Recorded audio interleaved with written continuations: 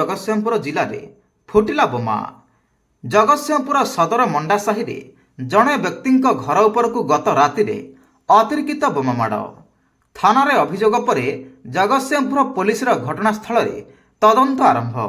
हाँ आज्ञा, सूचना मुताबक गतकाली विलंबित रात्र समय जगतसिंहपुर सदर थाना अधीनस्थ मंडासाही स्टेट बैंक निकटरे थिबा लिंगराज रथंक घर उपरकू दुर्बृत्त माने बोमामाड़ करथिले। एही घटना आधार में से एक जगतसिंहपुर थाना रे एक लिखित अभियोग करथिले। अभियोग को आधार करी जगतसिंहपुर पुलिस आज घटनास्थल में पहुंची घटनार तदंत करुथिबार देखा जायछि। तेबे एठी प्रश्न उठे, जगतसिंहपुर रे आउ केतटा दिन रहिला पार्वण पूजा, एबेठारु आरंभ हेलानी दुर्बृत्त मानकर उत्पात। अन्यपटे जगतसिंहपुर पुलिस हाथ को हाथ बांधी बसिछंती।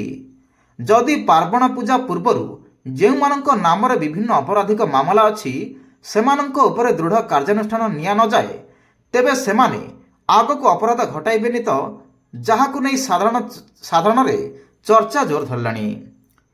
तेबे देखिबार अछि जगतसिंहपुर पुलिस केबे कार्यानुष्ठान नेउछंती।